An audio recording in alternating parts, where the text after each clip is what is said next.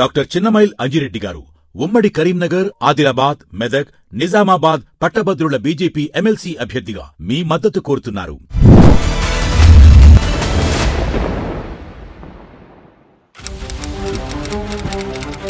మాకున్నటువంటి రిజర్వేషన్లో 1% తగ్గించారు మాల సామాజిక వర్గం అంటుంటే, మాకు రావాల్సినటువంటి వాటా ఇంకా 2% ఉంది, కేవలం 9%కే పరిమితం చేశారని చెప్పి మాదిగలు అంటున్నారు.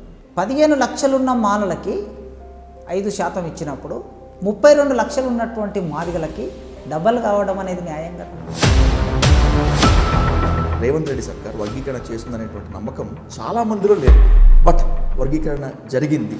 ఇది మునుముందు ఎలాంటి అడ్డంకులు లేకుండా చాలా నిజమవుతున్నటువంటి నమ్మకం మీకుంటే? ఇది బిల్లు కాదు. బిల్లు పెట్టాల్సినటువంటి ప్రాసెస్ వేరుంటుంది, దానికి సంబంధించినటువంటి ప్రోటోకాల్ వేరుంటుంది. రేవంత్ రెడ్డిని పొగిడారు, రేవంత్ రెడ్డికి డెడ్ లైన్ విధించారు, ఇంకొంత డైలమా దాని చుట్టూ ఉంది. ఏంటి ఇది, డిప్లొమసీయా? ఆయన తీసుకొచ్చిన ప్రభుత్వ విధానాల పట్ల నాకు భిన్నాభిప్రాయాలు ఉన్నాయి. ఆ భిన్నాభిప్రాయాలను ఓపెన్గా మీడియాలోనే వ్యక్తం చేశాను. ఎక్కడ నాకు తెలిసి మీరు మాల సామాజిక వర్గాన్ని దూషించినట్లు నేను వినలేదు, చూడలేదు. అయినప్పటికీ కూడా సారీ చెప్పాల్సినటువంటి అవసరం లేకపోయినప్పటికీ కూడా సారీ చెప్పారు. మీరు మందకృష్ణను పట్టుకొని చదువురాని వాడన్నారు, 10th పాస్ కాని వారన్నారు, ఎవరికి అమ్ముడబోయారనన్నారు, డబ్బులు కూడబెట్టుకున్నారన్నారు. వర్గీకరణతో మొత్తం దళితుల సమస్యలు మొత్తం తీరిపోతాయి? ఎట్టి పరిస్థితుల్లో పరిష్కారం కావు. వర్గీకరణ వలన వీళ్ళకి ఒక 9 ఉద్యోగాలు, వాళ్ళకు ఒక 5 ఉద్యోగాలు, ఇంకొకరికి 1 ఉద్యోగం వస్తుంది.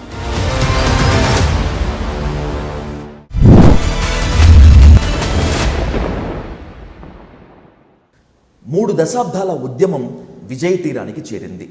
వర్గీకరణ ఉద్యమం తన ఫలాలను సాధించుకుంది. తెలంగాణలో వర్గీకరణ ఉద్యమానికి ఇక ఫుల్ స్టాప్ పడ్డట్లేనా?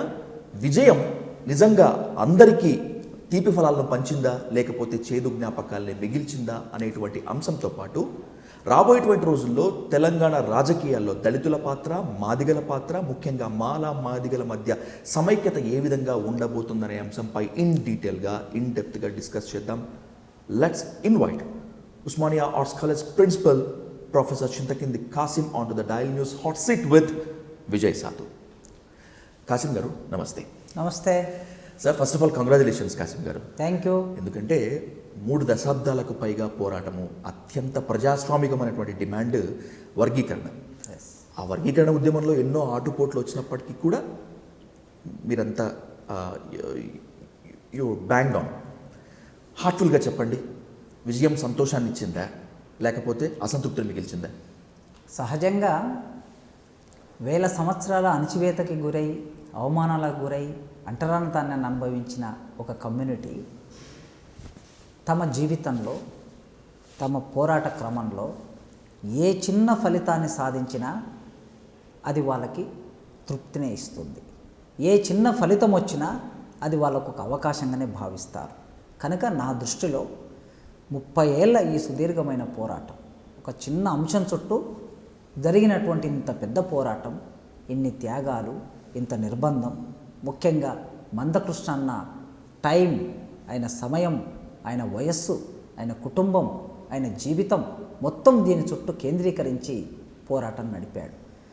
అంత పెద్ద పోరాటం తర్వాత ఇవాళ ప్రభుత్వం ఈ నిర్ణయం తీసుకోవటం అనేది ఇది మాదిగల పోరాటంలో భాగంగా మాదిగలు సాధించిన విజయంగా నేను భావిస్తున్నాను.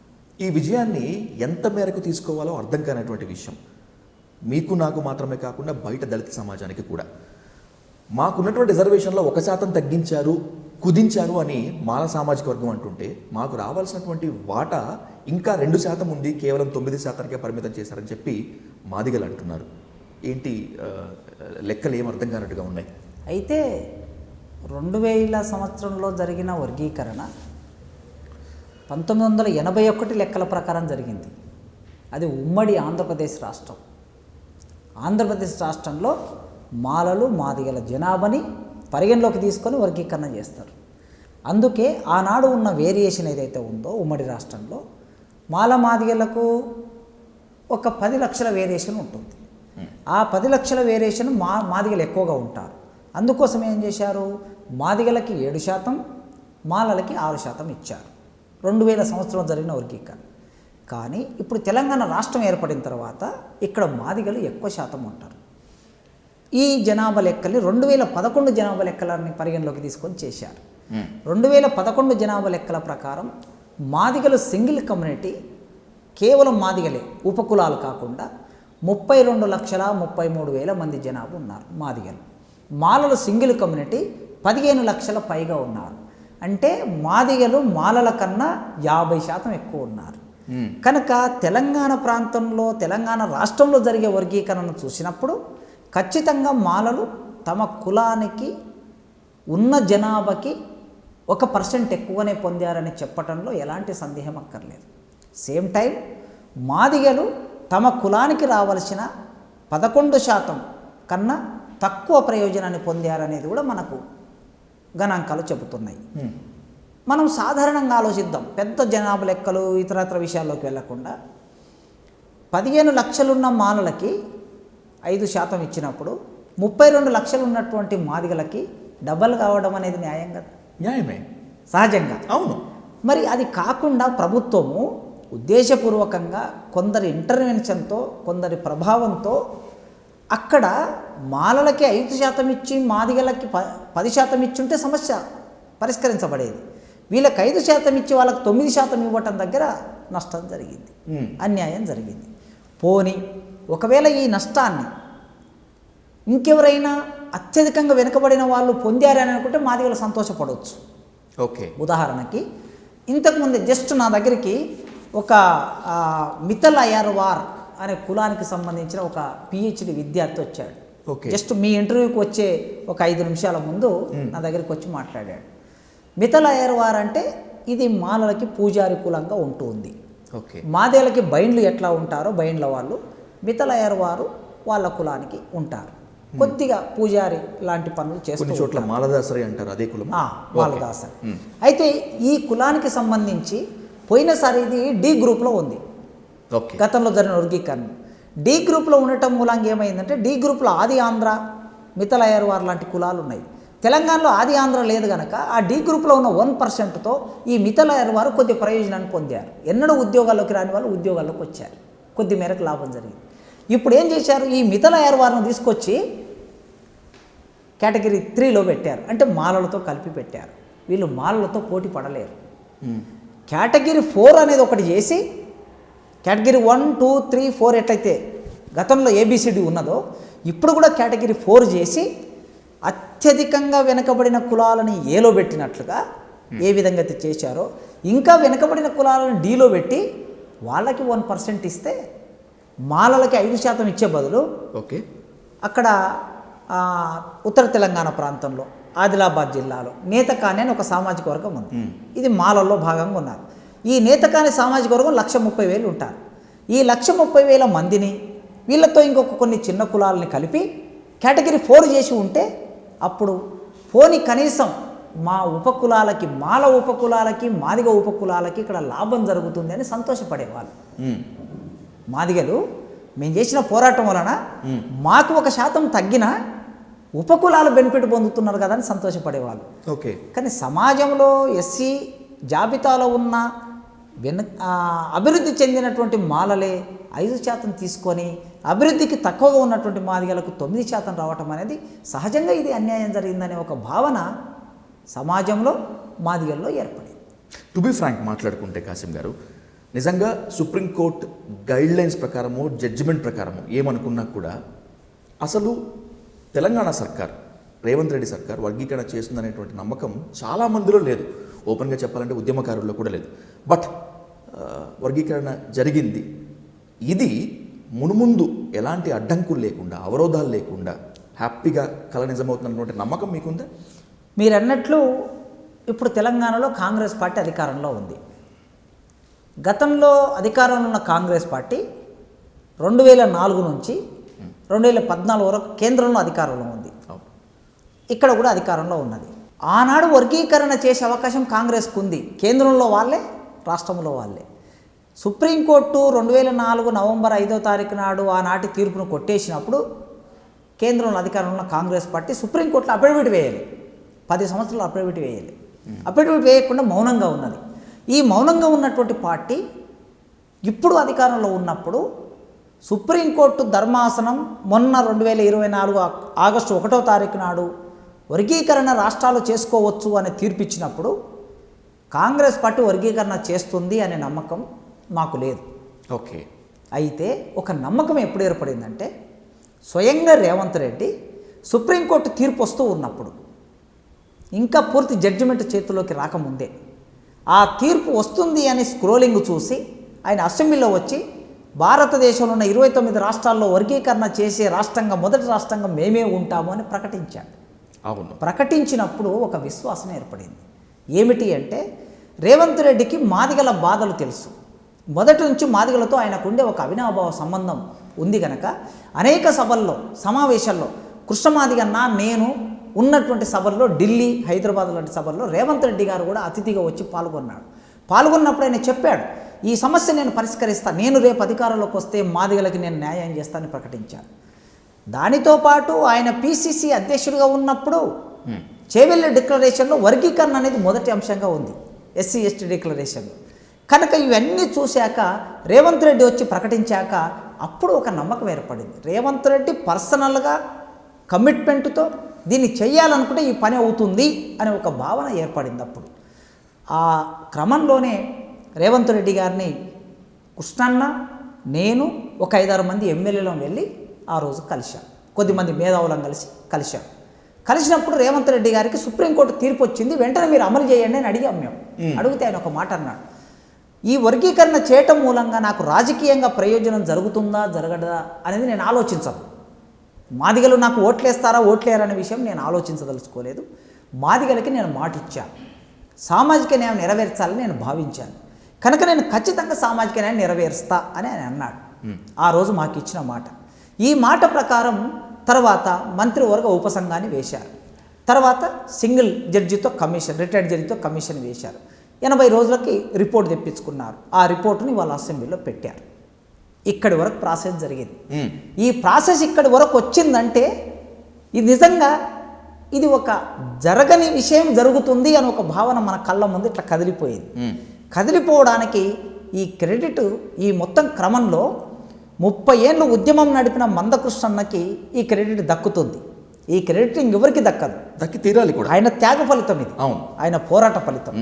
ఆ త్యాగము పోరాట ఫలితంగా ప్రభుత్వం ఒప్పుకొని ఇవాళ చేయవలసి వచ్చింది. రేవంత్ రెడ్డి ఒక ముఖ్యమంత్రిగా ఉండి దాని పట్ల చిత్తశుద్ధిని ప్రదర్శించటం మూలంగా ఇవాళ చట్టసభలోకి ఆ చర్చ వచ్చింది. అయితే ఇంకా మిగిలే ఉంది. చట్టసభలో చర్చ మాత్రమే అయింది, అది చట్ట రూపం దాల్చలే. Do you have any doubts here? Exactly, ఎప్పుడు ఏమైనా కావచ్చు. ఎందుకంటే ఇప్పుడు ఉన్నటువంటి సిచ్యువేషన్లో ఇమ్మీడియట్గా చట్టసభలో ఒక చర్చ జరిగి అది వెంటనే జీవో రావాలి బయటికి. ఆ జీవో రావడానికి ఇంకా అనేక సమస్యలు ఉన్నాయి. నేను ఇంకా పూర్తిగా పరిశీలించలేదు. జస్ట్ మీ దగ్గరికి వచ్చే ఒక అరగంట ముందు ఒక ఆఫీసర్ నాకు ఫోన్ చేశాడు. పత్రికలన్నీ కూడా బిల్లును అసెంబ్లీలో ప్రవేశపెట్టారు అని పత్రికలన్నీ ఆమోదించాయని చెప్తుంది మీడియా. పత్రికల్లో బిల్లు ప్రవేశపెట్టారని ఉంది, అన్ని పత్రికలలో, మీడియాలో కూడా వచ్చింది. ఆ అధికారి రేజ్ చేసిన డౌట్ ఏంటంటే ఇది బిల్లు కాదు అన్నాడు. నేను ఇప్పుడు దాని గురించి అధ్యయనం చేయాలి. కొన్ని చోట్ల నేను తీర్మానం అన్నట్టు చదివాను. ఎస్ 2 సభలు ఆమోదించాయి అనేటటువంటిది అన్ని పత్రికల్లో మీడియాలో కూడా వచ్చింది. ఆ అధికారి ఏమంటున్నాడంటే ఇది బిల్లు కాదు, బిల్లు పెట్టాల్సినటువంటి ప్రాసెస్ వేరుంటుంది, దానికి సంబంధించినటువంటి ప్రోటోకాల్ వేరుంటుంది అని అన్నాడు. నేను ఆశ్చర్యానికి గురి అయ్యాను. ఫస్ట్ మీతోనే దీన్ని బయటికి చెప్తున్నాను. ఇప్పుడు నేను దాన్ని మళ్ళీ కనుక్కోవాల్సిన అవసరం ఉన్నది. ఒకవేళ అదే నిజమైతే ప్రాసెస్ ఇంకా ప్రారంభ దశలో ఉన్నట్లు లెక్క. బిల్లు పెట్టాలంటే మళ్ళీ అసెంబ్లీ సమావేశాలు జరగాల్సిందే కదా. అసెంబ్లీ సమావేశాలు రేపు 15వ తారీఖు తర్వాత ఆయన లోకల్ బాడీ ఎలక్షన్స్కి పోయింది అనుకోండి. ఒకవేళ ఎలక్షన్ కోడ్ వస్తుంది, ఎలక్షన్ కోడ్ వస్తే మళ్ళీ ఇది వాయిదా పడుతుంది. అందుకే ఇది మళ్ళీ బిల్లు రూపం దాల్చాలంటే ఆ అధికారి చెప్పిందే నిజమైతే, ఆయన సందేహమే నిజమైతే మళ్ళీ అసెంబ్లీ కూర్చోవాలి. అసెంబ్లీ కూర్చొని బిల్లు పెట్టాలి, అసెంబ్లీ ఆమోదం తీసుకోవాలి, గవర్నర్ దగ్గరికి పోవాలి, గవర్నర్ ఆమోదించాలి, తర్వాత జీవో రూపం రావాలి. ఇదంతా రావడానికి ఇవాళ మనం 7వ తారీఖు నాడు మాట్లాడుకుంటున్నాం. సరిగ్గా ఇంకా 7 రోజులు టైం ఉంది. మరి ఈ 7 రోజుల్లో ఈ ప్రాసెస్ అంతా జరగకపోతే ఖచ్చితంగా మళ్ళీ వెనక్కి వెళ్ళే ప్రమాదం ఉంది. మీ మీడియా సందర్భంగా మీ వేదిక ద్వారా నేను రేవంత్ రెడ్డి గారిని కోరుకుంటున్నానంటే రేవంత్ రెడ్డి గారు మీరు ఒంటి చేతితో, మీ పార్టీలో అనేక సవాళ్ళు ఉన్నాయి, అది మాకు తెలుసు. మందకృష్ణని స్వయంగా ఈ 4 నెలల కాలంలో రేవంత్ రెడ్డి గారు చేయాలనుకుంటున్నారు, కానీ ఆయన చుట్టూ ఉన్నటువంటి వాళ్ళు చాలామంది దీన్ని అడ్డుకుంటున్నారు. మల్లికార్జున ఖర్గే నుంచి మొదలుపెట్టి ఇక్కడ లోకల్గా ఉన్నటువంటి నాయకులందరి గురించి మందకృష్ణ చెప్పాడు. ఇంతమంది అడ్డుకున్నా కూడా దీన్ని ముందుకు తీసుకొచ్చాడు. దీన్ని ముందుకు తీసుకొచ్చిన మీరు మీ చిత్తశుద్ధి సరిగ్గా ప్రదర్శించబడాలంటే ఈ వారం రోజుల్లోపుగా జీవో బయటికి రావాలి. జీవో బయటికి వస్తేనే, చట్టరూపం దాలుస్తేనే అది నమ్మకం ఏర్పడుతుంది. మేము ఎప్పుడు చెప్తూ ఉంటాం, మనము సముద్రాన్ని దేవదానవులు సముద్రాన్ని మదించిన తర్వాత అమృతం బయటకు వచ్చింది. అమృతం బయటకు వచ్చిన తర్వాత ఆ పైనుంచి మహావిష్ణువు గారు వచ్చి అమృతాన్ని పోస్తూ ఉన్నాడు. దేవతలతో మొదలుపెట్టాడు వరుసలో. దేవతలతో మొదలుపెట్టిన తర్వాత ఆ దేవతల దగ్గరనే దాన్ని ముగించాలి అని అనుకున్నాడు ఆయన. రాక్షసుల వరకు దాన్ని తీసుకెళ్ళొద్దు అనుకున్నాడు. అనుకొని అది ముగిస్తున్నాడనే విషయం అర్థమైంది. అర్థమయ్యి ఒక 2 రాక్షసులు దేవతల రూపం దాల్చి ఆ లైన్లో కూర్చున్నారు. ఆ లైన్లోకి రాగానే వీళ్ళు రాక్షసులు వాళ్ళ నాలుక మీనికి పోయింది అమృతం. నాలుక మీనికి పోయిన తర్వాత చంద్రుడు చేసిన కనసైగతో ఆనాటి మహావిష్ణువు, మోహిని రూపం దాల్చి వచ్చిన మహావిష్ణువు కంఠాన్ని కట్ చేశాడు. ఇది ఒక పురాణ గాథ మాత్రమే. పురాణ గాథ ఉట్టిగా రాదు, సామాజిక స్థితిని బట్టే ఒక పురాణ గాథ నిర్మాణం అవుతుంది. మాకుండే అనుభవాలు, ఈ దేశంలో దళితులకు ఉండే అనుభవాలు ఏంటంటే, నోట్లోకి వెళ్ళిన ముద్ద కడుపులోకి దిగడమే ఒక పెద్ద యుద్ధం. అందుకోసం ఇది నోట్లోకి దిగే వరకు, పేగులోకి వెళ్ళే వరకు మీరు గతంలో నాలుక మీదకి వెళ్ళిన దాన్ని కడుపులోకి వెళ్లకుండా కంఠాన్ని ఖండించారు. ఇవాళ జీవో రాకపోతే, జీవో వచ్చిన తర్వాత అది అమలైనప్పుడు మాత్రమే మేము నమ్ముతాం. ఈ వారం రోజుల్లో జీవో తీసుకొని రావాలి అనేటువంటి రిక్వెస్ట్, డెడ్ లైన్? ఇది డెడ్ లైన్, ఇది డిమాండ్. ఖచ్చితంగా రేవంత్ రెడ్డి గారు ఈ వారం రోజుల్లో ఆ బిల్లు ఒకవేళ పెట్టి ఉండకపోతే, మొన్నది బిల్లే అయితే జీవో రావాలి. ఒకవేళ మొన్న పెట్టింది బిల్లు కాకపోతే మళ్ళీ అసెంబ్లీ సమావేశం ఏర్పాటు చేసి బిల్లు పెట్టి గవర్నర్కి పంపించి జీవో తీసుకురావాలి. ఇన్ కేసు ఈ వారం లోపులో కనుక మీరు డిమాండ్ చేస్తున్నటువంటి ఈ జీవో రాకపోతే, మీ డెడ్ లైన్ సఫలీకృతం కాకపోతే తర్వాత జరుగుతుందనేటువంటి నమ్మకం లేదా, లేకపోతే వెయిట్ చేసే ఓపిక లేదా? ఖచ్చితంగా ఏదైనా ఒక విషయం వాయిదా పడితే అది వాయిదా పడినటువంటిది ఎంత దూరమైనా వెళ్ళొచ్చు. డిసెంబర్ 2009 నాడు తెలంగాణ అనౌన్స్మెంట్, అర్ధరాత్రి తెలంగాణ చిదంబరం చేసిన అనౌన్స్మెంటు, అది 2014 వరకు వెళ్ళింది. 4 సంవత్సరాలు వెళ్ళింది. 4 సంవత్సరాల కాలంలో 1200 మంది అపురూపమైన తెలంగాణ బిడ్డల ఆత్మ బలిదానం జరిగింది తెలంగాణలో. ఒకవేళ డిసెంబర్ 9 నాడే అది అనౌన్స్ అయ్యి ఉంటే, ఆనాడే చట్టసభల్లోకి బిల్లు వెళ్ళి ఉంటే, ఈ నవయౌవనంతో తొణికిసలాడే 1400 మంది బిడ్డలు ఈ సమాజంలో ఇవాళ ఈ అభివృద్ధి కోసం ఉండేవాళ్ళు కదా. ఆ కుటుంబాలు ఆ బిడ్డల్ని కోల్పోయాయి. అందుకే ఏదైనా నష్టం సమాజానికి జరుగుతుంది. ఇవాళ దీన్ని వెంటనే అమలు చేయకపోతే, వాయిదా పడిందంటే వాయిదా ఎంత దూరమైనా వెళ్ళొచ్చు. 4 ఏళ్ళు కావచ్చు, 3 ఏళ్ళు కావచ్చు, 5 ఏళ్ళు కావచ్చు. రేపు మేము మళ్ళీ అధికారంలోకి వచ్చినాక చేస్తామని కూడా అనవచ్చు. ఒక ఎలక్షన్ తర్వాత మరో ఎలక్షన్. ఇవాళ ఏం జరుగుతుందో, రేపు ఏం జరుగుతుందో ఇవాళ మనం ఊహించలేము. ఎప్పటి పరిణామాలు అప్పుడే వేగవంతంగా మారుతూ ఉంటాయి. అందుకే రేవంత్ రెడ్డి గారు వారం రోజుల్లో ఈ ప్రాసెస్ను ఫినిష్ చేయాలని నేను డిమాండ్ చేస్తాను. I want ask you very clearly Kasim garu, MRPS ఉద్యమ చరిత్రలో ఉన్నటువంటి గాయాలని, అవమానాలని, ఆటుపోట్లని చూసి ఈ డెడ్ లైన్ పెట్టారా, లేకపోతే రాజకీయాల్లో ఏదైనా సాధ్యమే, రాజు ఒకటి తలుచుకుంటే సరిపోదు, పక్కనటువంటి వాళ్ళు కూడా సహకరించాలి అనేటువంటి మీమాంసతో చెప్తున్నారా మీరు? 2 ఉన్నాయి ఇందులో. ఎంఆర్పిఎస్ ఉద్యమ క్రమంలో ఎన్నో గాయాలు ఉన్నాయి. 99లో ఆర్డినెన్స్ వచ్చింది, వెంటనే కోర్టుకు వెళ్ళారు, ఆపేశారు. తర్వాత మళ్ళీ 2000 సంవత్సరంలో జీవో వచ్చింది, తర్వాత సుప్రీంకోర్టుకు వెళ్ళి కొట్టేయించారు. ఇవన్నీ ఒక గాయాలే. ఇప్పుడు మా ఎల్లూరు సుధాకర్ గారు రాశారు, కడుపులోకి ఇది నోట్లోకి వెళుతున్న ముద్ద అది నోట్లోకి వెళ్లకుండా కింద పడుతుందేమని క్యాలెండర్ తారీఖులను చూస్తే భయమేస్తుంది అని రాశాడు ఆయన. 2004లో సుప్రీంకోర్టు కట్టేసినప్పుడు వచ్చిన ఉద్యోగం పోతుందేమో అని భయమేస్తుంది, సంతోషంగా ఉన్న పిల్లల్లో దుఃఖం వస్తుందేమో అని ఆవేదన కలుగుతుందని రాశారు ఆయన. అందుకే ఈ మొత్తం క్రమంలో 30 ఏళ్ల పోరాటంలో ఎన్నో అవమానాలు, ఎన్నో ఆవేదనలు, నష్టాలు అనుభవించినటువంటి ఈ కమ్యూనిటీ ఈ కోణంలో చూసినప్పుడు ఆందోళన ఉంది. సేమ్ టైం మీరు అడిగిన పాలక వర్గాల్లో కూడా ఎప్పుడు ఏ పరిణామం జరుగుతుందో చెప్పలేము, మనం ఎప్పుడు ఏమవుతుందో చెప్పలేము. వర్గీకరణ చేస్తే నీ ముఖ్యమంత్రి పదవే ఉండదని బెదిరించినటువంటి వాళ్ళు రేపు వర్గీకరణ చేశాడు కనుక ముఖ్యమంత్రి పదవి పోతే వర్గీకరణ ఎవరు చేస్తారు? అందుకోసమే ఏమైనా జరిగే అవకాశం ఉంది కనుక రేవంత్ రెడ్డి గారు దీన్ని వేగంగా ఈ పనిని పరిపూర్తి చేయాలి. ఆయన అన్నాడు అసెంబ్లీలో మొన్న, ఫిబ్రవరి 4వ తారీఖు సామాజిక న్యాయ సాధన దినము అన్నాడు. This is the day of social justice అన్నాడు. మీరు నిజంగా సామాజిక న్యాయ సాధన అనే మాట ఏదైతే మాట్లాడారో, మీ మాటకి విలువ ఉండాలంటే, మీ మాట నిజం కావాలంటే వెంటనే అది చట్టరూపం దాల్చాలని నేను కోరుతున్నాను. సోమాజిగూడ ప్రెస్ క్లబ్ సాక్షిగా మీరు పెట్టినటువంటి ప్రెస్ మీట్ గురించి నాకు కొన్ని సీరియస్ క్వశ్చన్స్ ఉన్నాయి. I want ask you very frankly Kasim sir. First of all, Revanth రెడ్డిని పొగిడారు, రేవంత్ రెడ్డికి డెడ్ లైన్ విధించారు, and by the same way ఇంకొంత డైలమా దాని చుట్టూ ఉంది. ఏంటి ఇది, డిప్లొమసీయా? రేవంత్ రెడ్డిని పొగట్టము, డెడ్ లైన్ పెట్టడము, ఇంకేంటి? I'm not understanding. ఏంటి అసలు ఇది? రేవంత్ రెడ్డి గారు ఖచ్చితంగా ఈ సందర్భంలో ఆయన ఈ అధికారంలోకి వచ్చిన సంవత్సర కాలం చాలా అంశాల పట్ల నాకు భిన్నాభిప్రాయాలు ఉన్నాయి.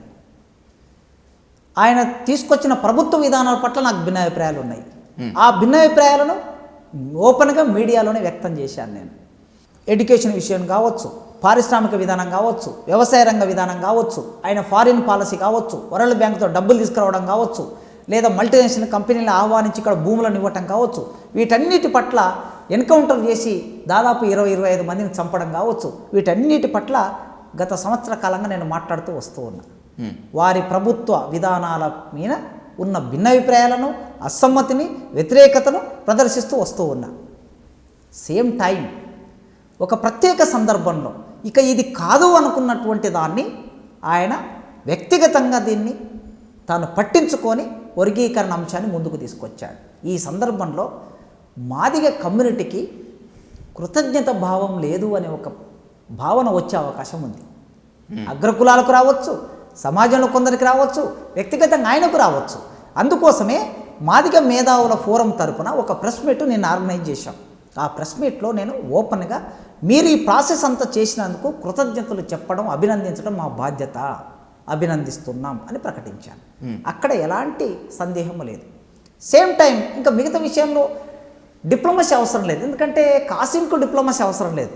కాసిం ఓపెన్గా ఏది ఉంటే అది మాట్లాడడానికి సిద్ధపడేటటువంటి మనిషి కనుక ఆ ఓపెన్నెస్తోనే ఆ మాట చెబుతూనే వెంటనే ఏమన్నానంటే, మీరు చట్టసభలోకి మాత్రమే తీసుకొచ్చారండి, దీన్ని జీవో రూపం దాల్చాలంటే ఇంకా ప్రాసెస్ ఆగి ఉన్నది, వెంటనే దానికి జీవో రూపం ఇవ్వండి. అంత మాత్రమే కాదు, మీరు ఇచ్చే జీవోలో ఏముండాలంటే ఇప్పటికీ ఫలితాలు ప్రకటించని గ్రూప్ 3లో, గ్రూప్ 2లో, గ్రూప్ 1లో ఈ జీవో అమలయ్యేటట్లు ఇవ్వండి. అట్లా అమలయ్యేటట్లు ఇచ్చినప్పుడే మా బిడ్డలు, నిరుద్యోగులైన మా బిడ్డలకి ప్రయోజనం జరుగుతుందనే స్పష్టంగా ఆ డిమాండ్ను ముందు పెట్టారు. అదే సోమాజిగూడ ప్రెస్ క్లబ్ సాక్షిగా మీరు మాల సామాజిక వర్గానికి సారీ చెప్పారు Kasim sir. Hats off to your honesty. Thank you. మీరు ఒక వర్డ్ అన్నారు, ఒక సెంటెన్స్ చెప్పారు. తెలుసో తెలియకో ఆవేశంలోనో మాలలపై ఎక్కడైనా ఒక మాట తూలి ఉంటే సారీ అని చెప్పి మీరు మనస్ఫూర్తిగా చెప్పారు. ఎక్కడ నాకు తెలిసి మీరు మాల సామాజిక వర్గాన్ని దూషించినట్లు నేను వినలేదు, చూడలేదు, అకార్డింగ్ టు మై నాలెడ్జ్.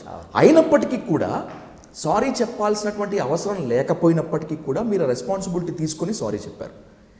ఎలా స్వీకరించాలి దీన్ని? అయితే నేను ఒక లెగసీలో భాగంగా నిర్మాణమైన వాడిని. మార్క్సిజం అనే ప్రాపంచిక దృక్పథంతో నిర్మాణమైనటువంటి వాడిని. ఈ దేశంలో విప్లవం రావాలని కోరుకునేవాడిని. నేను విప్లవ రచయితల సంఘం సభ్యుల్ని. సమాజానికి స్వయం విమర్శ ప్రకటించడం అనేది ప్రతి విప్లవకారుడు మొదలు కలిగి ఉండవలసిన లక్ష్యం. ఎందుకు స్వయం విమర్శ ప్రకటించాలి? నేరుగా తప్పు చేసినప్పుడు మనకు అర్థమైనప్పుడు స్వయం విమర్శ ప్రకటిస్తాం. మన వైపు ఏదన్నా తప్పు జరిగితే, ఇదో ఈ తప్పు మా వైపు జరిగింది కనుక మేము క్షమాపణ కోరుతున్నామని ప్రకటిస్తాం. ఒక్కొక్కసారి మనకు తెలియకుండా కూడా అతలు సమాజం ఏమైనా ఇబ్బంది పడి ఉండవచ్చు. వాళ్ళు ఏ కులాల వల్ల అయినా సరే, ఏ వర్గాల వల్ల అయినా సరే, అవతలి వాళ్ళు ఏదో సందర్భంలో హట్టై ఉండే అవకాశం ఉంటుంది. అది మనకు తెలియదు. మనం హట్టు చేసినాం అనే విషయం మనకు తెలియదు. అట్లా హట్టు చేసినాం అనే విషయం మనకు తెలియనప్పుడు మనం ఉదార స్వభావాన్ని చాటుకోవాల్సిన బాధ్యత మన మీద ఉంటుంది. ఉదాహరణకి నేను 22 ఏళ్ళుగా పాఠం చెప్తున్నా యూనివర్సిటీలో. 22 ఏళ్ళుగా పాఠం చెప్పినప్పుడు ఎందరో ఇప్పటికి వరకు ఒక 20-25 మంది నాతో పనిచేసిన వాళ్ళు రిటైర్డ్ అయ్యారు. ప్రతి రిటైర్మెంట్ సభలో నాకన్నా సీనియర్స్ రిటైర్డ్ అయిపోతూ ఉన్నప్పుడు నేను ఒక మాట చెప్తూ ఉంటాను, నాకు తెలుసో తెలియకో మిమ్మల్ని ఎక్కడైనా ఇబ్బంది పెట్టి ఉంటే, మీకు గాయం చేసి ఉంటే నన్ను మన్నించండి అని ఆ వేదికలో మాట్లాడటం అనేది నా వ్యక్తిగత లక్ష్యం. అది అదేవిధంగా నా విద్యార్థులు కూడా ఫేర్వెల్ పార్టీ పెడతారు. సెకండ్ ఇయర్స్ అందరూ ఫేర్వెల్ పార్టీ పెట్టుకొని వెళ్ళిపోతూ ఉంటారు. నా క్లాసు విన్న నా విద్యార్థులను కూడా ఎప్పుడైనా నేను పాఠం చెప్పేటప్పుడు గట్టిగా మందలించానో, లేకపోతే పద్యం చదవమని అడిగానో, ఇంకే రూపంలోనో మీ మనసును ఏమైనా బాధ పెట్టి ఉంటే యాజ్ ఏ ప్రొఫెసర్గా నన్ను మన్నించమని కోరుతున్నాను అని నేను ఫేర్వెల్ పార్టీలో నేను అడుగుతాను. ఇది నా సెన్సియారిటీ, నాకుండే ఒక లక్షణం. ఆ పద్ధతిలో నాకు తెలిసి నేను ఎన్నడూ మాల కమ్యూనిటీని ఇబ్బంది పెట్టే ఒక్క మాట కూడా మాట్లాడలే. కానీ అయినా కూడా ఒక్కొక్కసారి తెలియకుండా కూడా నా రాతల్లో కానీ వాళ్ళు చెప్పకపోయి ఉండొచ్చు, ఈ తప్పు నువ్వు చేసావని అని ఉండకపోవచ్చు, లేకపోతే ఈ మాట నీవు అన్నావని వాళ్ళు అని ఉండకపోవచ్చు. అనకపోయినా కూడా, లేదంటే వాళ్ళ ఎవరైనా మనసులో బాధపడ్డోళ్ళు నాకు చెప్పే అవకాశం కూడా ఉండకపోవచ్చు కదా. లక్షల మంది ఉంటారు. ఈ లక్షల మందిలో నేరుగా నాకు కమ్యూనికేట్ చేయలేకపోవచ్చు. వాళ్ళు అట్లా కమ్యూనికేట్ చేయలేనటువంటి వాళ్ళను ఉద్దేశించి నా వ్యక్తిగతంగా నాకు మొదటి నుంచి ఉండే లక్షణం స్వయం మనసు ప్రకటించుకోవటం అనే ఒక పద్ధతి వలన నా వ్యక్తిగతంగానే సారీ చెప్పాను. నేను మాదిగా కమ్యూనిటీ తరపున కాదు, సంఘం తరపున కాదు. I want keep you one serious question on this table. Me sorry అందరికీ చేరిందా అంటే అక్కడ క్వశ్చన్ మార్క్, చేరలేదా అంటే కూడా క్వశ్చన్ మార్క్. మీ సారీని మాలలు పూర్తిగా తీసుకున్నట్టు కనిపించడం లేదు, మీ సారీని మాదిగలు కూడా పూర్తిగా తీసుకున్నట్టు కనిపించడం లేదు. మీ దాకా వచ్చిందా ఇష్యూ? నేచురల్గా నిన్న ప్రెస్ మీట్ అయిపోయిన తర్వాత అది సమాజంలోకి వెళ్ళిపోతుంది కదా. వెళ్ళిపోయిన తర్వాత ఎందరో నాకు వాట్సాప్లో మెసేజ్లు పెట్టారు, ఇంత గొప్ప ఉదారతను ప్రదర్శించినందుకు నీకు అభినందనలు అని కొన్ని వందల మెసేజ్లు వచ్చాయి. నిన్నటి వరకు నన్ను తిట్టినటువంటి మాల మేధావులు, నిన్నటి వరకు నన్ను కృష్ణను ఒక దగ్గర పెట్టి తిట్టినటువంటి మాల మేధావులు కూడా ఫోన్ చేసి, ఇన్నాళ్ళు మేము ఏదైతే మాట్లాడామో, వయసులో నువ్వు చిన్నవాడివి అయినా నీలాగా మేము వ్యక్తం చేయలేకపోయినందుకు నీకు సారీ చెప్తున్నాము అన్నారు. నేను అప్పుడు ఒక మాట చెప్పాను, నాకు సారీ చెప్పడం కాదు, నేను ఎట్లయితే పబ్లిక్గా సారీ చెప్పానో మీరు కూడా పబ్లిక్లో సారీ చెప్పండి. అప్పుడే మన సమాజం మధ్య ఉన్న ఒక చిన్నపాటి గ్యాప్ ఏదైతే ఉందో అది తొలగిపోతుంది. మీరు మందకృష్ణను పట్టుకొని చదువురాని వాడన్నారు, 10th పాస్ కాని వారన్నారు, ఎగ్జాక్ట్లీ ఎవరికి అమ్ముడబోయారని అన్నారు, డబ్బులు కూడబెట్టుకున్నారన్నారు, మనువాదులకి అనుకూలంగా ఉన్నాడన్నారు. రకరకాలుగా ఆయన క్యారెక్టర్ను అసాస్ చేస్తూ మీరు మాట్లాడారు. ఓకే, ఎన్నడూ కూడా నా వైపు అలాంటి మాట రాకపోయినా నేను చెప్పానంటే, మరి మీరు అన్ని మాటలు మాట్లాడిన మీరు ఇవాళ మాదిగ సమాజానికి సారి చెప్పటం వలనే మన మధ్యన మళ్ళీ ఒక ఐక్యత భావం నెలకొంటుంది అనే మాట నేను వాళ్ళకి చెప్పాను. మీరు అనకపోవచ్చు, కానీ మాలల్ని కూడా చాలామంది మనువాదులు అన్నారు కదా, అప్పుడు దానికి ఏం చేయాలి? అయితే మనువాదులు అనే మాట ఒక్కొక్క సందర్భంలో వచ్చినప్పుడు వ్యక్తిగతంగా నేను ఆ మాటను ఎన్నడూ ఎండార్స్ చేయలేదు. లేదు, అసలు మీ విషయంలో ఎలాంటి డోకా లేదు. నేను అది ఆన్ రికార్డ్ చెప్పాను, మీరు ఎప్పుడు ఆ మాట అనలేదు. ఇప్పుడు దీన్ని ఇంకా కాస్త ఎలాబొరేట్ చేసి అడగాలంటే కాసిం సార్, ఎంత కాదనుకున్నా, ఇప్పుడు నిన్న ప్రెస్ మీట్ సాక్షిగా మాలలు మీరు మా అన్నలే అని మీరన్నా, మాదిగలు మా సోదరులే అని మాలలు అనుకున్నా కూడా మాలలకి మాదిగలకి మధ్య ఒక రణం ఉంది. అది వర్గీకరణము, ఒక అంతరము. ఈ అంతరం ఈ సారీతోనో లేకపోతే రౌండ్ టేబుల్ కాన్ఫరెన్స్తోనో అవుతుందా అని అడుగుతున్నాను. అట్లా కాదు, ఎప్పుడు కూడా అట్లా కాదు. అయితే ఇద్దరు మనుషులు దగ్గరితనం కావడానికి మాత్రం సారీ చెప్పుకోవటం అనేది, అవతలి వాళ్ళు ఎంత గాయపడినా ఒక చిన్న సారీ చెప్తే దానికి ఉండే విలువ దానికి ఉంటుంది ఖచ్చితంగా. కనుక మొట్టమొదటి మెట్టు అది. ఇక తర్వాతి మెట్లు ఈ సమస్య ఎట్లా పరిష్కారం అవుతుంది అంటే, మాలలు మాదిగలు కలిసి ఒక సామాజిక ఆచరణలోకి రావాలి, ఒక రాజకీయ కార్యాచరణలోకి రావాలి. ఈ సామాజిక రాజకీయ కార్యాచరణలోకి వచ్చినప్పుడు వాళ్ళ మధ్యన ఉండే అంతరాలు తొలగిపోతాయి. ఎప్పుడైనా సరే కొన్ని పార్టీలు, మీకు ఒక ఉదాహరణ చెప్తా. భారతదేశంలో ఒక పెద్ద విప్లవ పార్టీ పీపుల్స్ వార్ పార్టీ 2004 వరకు. 2004 వరకు ఉన్న పీపుల్స్ వార్ పార్టీ సడన్గా 2004 నవంబర్లో మావోయిస్టు పార్టీగా మారింది. ఒక 5-6 పార్టీలన్నీ కలిసి మారింది. ఎంసీసీలన్నీ కలిసి ఒక్కరోజు విలీనం కాలే. ఈ ఎంసీసీ లాంటి పార్టీలు పీపుల్స్ వార్ పార్టీ కొన్ని సంవత్సరాల కాలం పాటు కలిసి పనిచేసుకుంటూ వాళ్ళ మధ్యన ఉన్నటువంటి సమస్యలన్నిటి పరిష్కరించుకొని ఒకసారి ఒక పార్టీగా ముందుకొచ్చారు. సహజంగా రెండు సమూహాలు కలవాలంటే, రెండు సామాజిక సమూహాలు కలవాలంటే తక్షణంగా మన ముందు ఉన్న సమస్యలు ఏదైనా కలిసి పనిచేయాలి. ఏమేమి సమస్యలు ఉన్నాయి తక్షణంగా? ఇమ్మీడియట్గా భారతదేశంలో ఇప్పటికీ దళితులకి భూమి లేదు. 1 ఎకరం భూమి లేని దళితులు 98% ఉన్నారు. ఈ భూమి లేని దళితుల కోసం కామన్గా కలిసి పనిచేయాలి. గత 10 సంవత్సరాల కాలంలో తెలంగాణ రాష్ట్రంలో అనేకంగా ఎప్పుడో ఆనాటి నైజాం తర్వాత ఇందిరాగాంధీ హయాంలో దళితులకు ఇచ్చిన అసైన్డ్ భూములని, బంజరు భూములని రకరకాల పేర్ల మీద లాగేసుకున్నారు. కలెక్టరేట్లు కట్టుకున్నారు, శ్మశాన వేదికలు కట్టుకున్నారు, శ్మశాన వాటికలు కట్టుకున్నారు, వైకుంఠధామం పేరు మీద విలేజ్ పార్కులు కట్టుకున్నారు. చిట్ట చివరికి రైతు వేదికలు కట్టుకోవాలంటే కూడా దళితుల భూములే, ఎస్పీ ఆఫీస్ కట్టుకోవాలంటే కూడా దళితుల భూములే. లిడ్ క్యాప్ కోసం కేటాయించినటువంటి 1000 ఎకరాల భూముల్ని లాక్కొని కలెక్టర్ ఆఫీసులు కట్టుకున్నారు. ఈ ఇష్యూ మీద కలిసి పనిచేయాలి. కలిసి పనిచేస్తున్న క్రమంలో రేపు దళితుల భూమి వస్తే మాలలకి ఎకరం పోతుంది, మాదిగలకి ఎకరం పోతుంది. దానికోసం ఎవరి వాట వాళ్ళు పంచుకోవడం కోసం కలిసి పనిచేయాలి. ఇంకా ఇంతకుముందే నా దగ్గరికి ట్రాన్స్కో జెన్కోకు సంబంధించిన ఇంజనీర్స్ వచ్చారు. ఆ ఇంజనీర్స్ వచ్చి ఏం చెప్తున్నారంటే, సాధారణంగా సీనియారిటీ అనేది ఉద్యోగుల్లో ఎట్లా ఉంటుందంటే, ఫస్ట్ ఎవరు జాయిన్ అవుతారో వాళ్ళు ఫస్ట్ సీనియారిటీలో ఉంటారు. అది రూల్. రెండో రూల్ ఉంది, రోస్టర్లో ఏ రోస్టర్ మొదట ప్రకటిస్తే నోటిఫికేషన్లో ఆ రోస్టర్ సీనియారిటీ ఉంటుంది. మూడవది మెరిట్ సీనియారిటీ ఉంటుంది. ఇప్పుడు అన్ని ప్రభుత్వ శాఖల్లో ఏం చేస్తున్నారంటే అగ్రకులాలందరూ కలిసి ఈ మెరిట్ సీనియారిటీని ముందుకు తీసుకొస్తున్నారు. మెరిట్ ఉన్నోడే మొదలు ఉంటాడు, రోస్టర్ కాదు, మొదలు జాయిన్ అయినోడు కాదు, మెరిట్ ద్వారానే సీనియారిటీ వస్తుందని ఒక పెద్ద సమస్య తీసుకొచ్చి ఇప్పుడు ప్రమోషన్లు రాకుండా అడ్డుకుంటున్నారు. ఒక ఎస్సీకి ఒక ఎస్టీకి ఎంత ప్రతిభ ఉన్నా కూడా, హయ్యెస్ట్ మార్కులు వచ్చినా కూడా ఎక్కడ తీసుకొచ్చి పెడతారు అంటే రిజర్వేషన్లో పెడతారు. రిజర్వేషన్లో పెట్టినప్పుడు ఒక ఓపెన్ కేటగిరీ అతనికి 70 మార్కులు వస్తే రిజర్వేషన్కి 50 మార్కులు వచ్చినప్పుడు 50 మార్కుల దగ్గరనే పెడతారు. అప్పుడు మరి మెరిట్ ఎవరికి ఉంటుంది? ఓపెన్ కేటగిరీ ఎవరికి ఉంటుంది. అప్పుడు సీనియారిటీ ఎవరికి ఉంటుంది? ఓపెన్ కేటగిరీ ఉంటాడు. డిఈ కావాలన్నా ఎస్సీ కావాలన్నా ఎప్పుడు ఓపెన్ కేటగిరీ వాళ్ళు అవ్వకుండా పోతే మరి ఈయన ఎక్కడ ఏఈ దగ్గరనే రిటైర్మెంట్ కావాలి. ఇలాంటి సమస్య ప్రభుత్వంలో అన్ని శాఖల్లో కొనసాగుతుంది. దీనికి మాలలు మాదిగలు గురి అవుతూ ఉన్నారు. కామన్గా ఉమ్మడి ప్రయోజనాల కోసం ఈ విషయంలో మాల మాదిగలు కలిసి పనిచేయాలి. తర్వాత రాజ్యాంగం, ఎస్సీ ఎస్టీ అట్రాసిటీ చట్టము నిర్వీర్యమైపోతూ ఉన్నది. ఎగ్జాక్ట్లీ. మొన్ననే సుప్రీంకోర్టు జస్ట్ వారం కిందట ఒక చిన్న జడ్జిమెంట్ ఇచ్చింది. ఏం జడ్జిమెంట్ ఇచ్చిందంటే, బహిరంగ ప్రదేశాల్లో అందరూ వింటూ ఉంటే తిడితేనే అది అట్రాసిటీ కిందికి వస్తుంది అన్నాడు. ఏమిటండి కోర్టులు ఇచ్చే తీర్పులు ఇవి? అట్రాసిటీ అంటే ఏమిటి? అవమానకరంగా ఒక చూపు చూసినా సరే అవతలోడు అట్రాసిటీ కిందికి వస్తుంది. అది సుప్రీంకోర్టు ఇచ్చినటువంటి ఆ జడ్జిమెంట్ అట్రాసిటీ చట్టానికి తూట్లు పొడవటమే, ఓపెన్ సీక్రెట్ ఇది, అందరికీ తెలుసు. అయినప్పటికీ కూడా దళిత సమాజం దీనిపైన ఎందుకో మౌనంగా ఉంది. భయపడిందా లేకపోతే ఐకమత్యం లేకనా? సరిగ్గా ఐకమత్యం లేకపోవటం, దానికి నాయకత్వం వహించే వాళ్ళు లేకపోవటం.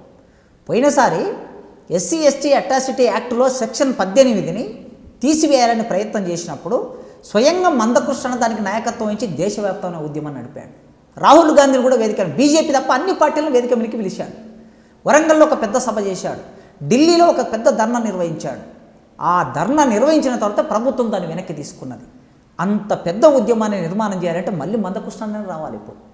అందుకే వీళ్ళందరూ కలిసి పనిచేసే క్రమంలోనే వీళ్ళ మధ్యన ఏర్పడిన ఒక చిన్నపాటి గ్యాప్, ఒక చిన్నపాటి అలక, అది పోతుందని నేను భావిస్తున్నా. అది జరగాలి. జరగకపోతే ఈ దేశానికి నష్టం, భవిష్యత్తు తరాలకు నష్టం. ఒక చిన్న సమస్యను పరిష్కరించుకున్నాం, మనం సాధించవలసింది సంపద మీద హక్కు కావాలి, రాజ్యాంగం పరిరక్షించబడాలి, పౌర హక్కులు పరిరక్షించబడాలి, రాజ్యాధికారం మనకు దక్కాలి, విద్యా ఉద్యోగాలు మనకు దక్కాలి. వ్యవస్థ మొత్తం ప్రైవేటీకరించబడుతుంది. ప్రైవేటు రంగంలో రిజర్వేషన్లు లేవు. ప్రైవేటు రంగంలో రిజర్వేషన్ల కోసం పోరాటం చేయాలి. ప్రైవేటు రంగం అంటే అది కేవలం వ్యక్తుల రంగమే కాదు. అది ప్రైవేటు రంగం అంటే ప్రభుత్వ భూమి తీసుకుంటాడు, ప్రభుత్వం కరెంటు తీసుకుంటాడు, ప్రభుత్వం నీళ్లు తీసుకుంటాడు, ప్రభుత్వం నుంచి అన్ని అనుమతులు పొందుతాడు. పొందినప్పుడు మరి ప్రభుత్వం రాజ్యాంగబద్ధంగా నడిచినప్పుడు రాజ్యాంగబద్ధంగా ఉండే అన్ని అవకాశాలు ఇవ్వాలి కదా. రిజర్వేషన్ వాడు అమలు చేయాలి కదా. అమలు చేయటం లేదు. దాని మీద కూడా పోరాటం చేయవలసిన అవసరం ఉన్నది. కనుక ఇవన్నీ జరిగినప్పుడే ఈ మొత్తం పోరాట క్రమమే మనుషుల మధ్యన ఐక్యత తీసుకొస్తుంది. ఒక కారంచెడు ఉద్యమం, ఒక కత్తి పద్మారావు గారు, ఒక బుజ్జ తారకం గారిని, ఒక సత్యమూర్తి గారిని, ఆనాడు యువకుడిగా ఉన్న ఒక మందకృష్ణ, వీళ్ళందరినీ ఎట్లయితే ఆనాటి కారంచెడు ఉద్యమం నడిపిందో ఐకమత్యం తీసుకొచ్చి దేశంలో అట్రాసిటీ చట్టం రావడానికి ఆ ఉద్యమమే కారణం కదా. అవును. ప్రత్యేకమైన కోర్టు ఏర్పడడానికి ఆ ఉద్యమే కారణం కదా. మళ్ళీ వెంటనే చుండూరులో దాడి జరిగితే చుండూరు మీద ప్రత్యేక కోర్టు ఏర్పడటం వల్ల వీళ్ళ ఐకమత్యం పోరాటమే కారణం కదా. కనుక అట్లా వీళ్ళ మధ్యన ఐకమత్యం వస్తే తప్పనిసరిగా రానున్న కాలం వీళ్ళదే. ఇప్పుడు బీసీలలో చైతన్యం పెరిగింది, ఒకప్పుడు బీసీలలో చైతన్యం లేదు. ఓసీలలో ఆలోచన క్రమం పెరిగింది, ఎంతో కొంత మార్పు క్రమం పెరిగింది. అందుకోసమే ఇన్నాళ్ళు బ్రాహ్మణుల్లో, రెడ్లల్లో, బనియాల్లో ఇన్నాళ్ళు మేము వీళ్ళకి మోసం చేశాము అనే భావన కొద్ది శాతమైనా కొద్దిమంది ఆలోచించే వాళ్ళు పెరిగారు. కనుక ఈ పరిణామ క్రమంలో ఎస్సీలు ఐకమత్యంతో ఉంటే రాజ్యాధికారాన్ని అందుకోవటం చాలా సులభం అవుతుంది అనేది నా ఉద్దేశం. Right. I conclude one important question. మీ అభిమానులు మాత్రమే కాకుండా చాలామంది వెయిట్ చేస్తున్నటువంటి క్వశ్చన్ ఇది. వర్గీకరణ విజయ తీరానికి చేరింది. మీరు అనుకున్నట్లు రేపో ఎల్లుండో కాస్త అడ్డంకులు వచ్చినా కూడా దాన్ని కూడా దాటుకొని వర్గీకరణ జరుగుతుందనేటువంటిది నాకున్నటువంటి ప్రగాఢ విశ్వాసం. ఎందుకంటే ఉద్యమ ప్రస్థానం చూస్తున్నాం కాబట్టి. కాసిం సార్ వర్గీకరణ అయిపోయింది కాబట్టి కాసిం సార్ సైలెంట్ అయిపోతాడా? రాజకీయ ప్రవేశం ఉంటుందా? ఉద్యోగంలో తలమునకలు అవుతాడా? లేకపోతే ఇప్పటి వరకు ఎలా అయితే ప్రజా వ్యతిరేక విధానాలపై గర్జించాడో, గళమెత్తాడో అంతకన్నా డబుల్ స్పీడ్తో ముందుకు వెళ్తాడా? కాసిం సారు ఉద్యోగంలోకి వచ్చి 22 ఏళ్ళు అయింది. విద్యార్థిగా మొదలై 30 ఏళ్ళు అయింది. 30 ఏళ్ళ విద్యార్థి జీవితంలోనైనా 22 ఏళ్ళ ఉద్యోగ జీవితంలోనైనా ఏనాడు విశ్రాంతిగా ఉండలేదు, ఏనాడు ఎవరికి భయపడలేదు, ఏ ముఖ్యమంత్రులకు భయపడలేదు, ఏ రాజ్యానికి భయపడలేదు. ఎదురెళ్ళటమే నేర్చుకున్నాం, ఎదురెళ్ళి నిలబడటమే, నినదించటమే మేము నేర్చుకున్నాం. నేను నేర్చుకున్నాను, నా ఉద్యమం నాకు నేర్పింది, నా విప్లవ రచయితల సంఘం నాకు నేర్పింది. కనుక వర్గీకరణ అనేది ఒక చిన్న సమస్య. 4 ఉద్యోగాలు 5 సీట్లు అంత మేరకే.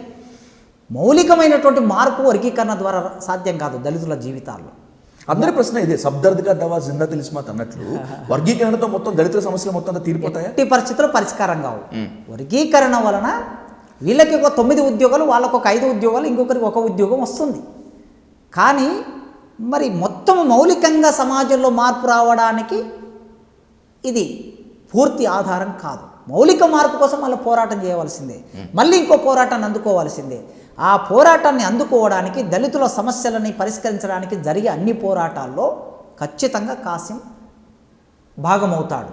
ఉద్యోగంలో నిమగ్నం అయ్యే పరిస్థితి ఉండదు. ఉద్యోగం నా ధర్మం, నాకు అన్నం పెడుతుంది కనుక, నాకు జీతం ఇస్తుంది కనుక ఉదయం 9 గంటల నుంచి సాయంత్రం 5 గంటల వరకే ఉద్యోగం చేయటం నా ధర్మం, పాఠాలు చెప్పడం నా ధర్మం. ఎందుకంటే ఇక్కడికి వచ్చే విద్యార్థులు కూడా నా బిడ్డలే, నా దళిత బహుజన బిడ్డలే ఇక్కడికి వస్తారు, అగ్రకులాల్లో ఉన్న పేదలు ఇక్కడికి వస్తారు. ఆ పిల్లలకి నిజాయితీగా చదువుకొని ప్రతిభావంతమైన పాఠం చెప్పి వాళ్ళని ప్రతిభావంతులుగా తీర్చిదిద్దవలసిన బాధ్యత ఉద్యోగిగా నా ధర్మం. కానీ పౌరుడిగా నా బాధ్యత ఉంటుంది. పౌరుడిగా నా బాధ్యత సాయంత్రం 5 గంటల నుంచి మళ్ళీ ఉదయం 9 గంటల వరకు పౌరుడిగా నా బాధ్యత నిర్వర్తిస్తా. చదువుతూ నిర్వర్తిస్తా, రాస్తూ నిర్వర్తిస్తా, అసమ్మతి ప్రకటిస్తూ నిర్వర్తిస్తా, మాట్లాడుతూ నిర్వర్తిస్తా. ప్రతి ఆదివారం, శనివారం వస్తుంది, సండే, సెకండ్ సాటర్డే వస్తుంది, సెలవు దినాలు వస్తాయి. సెలవు దినాల్లో సమాజంలోకి వెళతా, గ్రామాల్లోకి వెళతా, నా ప్రజల దగ్గరికి వెళ్తా, వాళ్ళతో మమేకమవుతా, వాళ్ళు చేసే పోరాటంలో భాగమవుతా.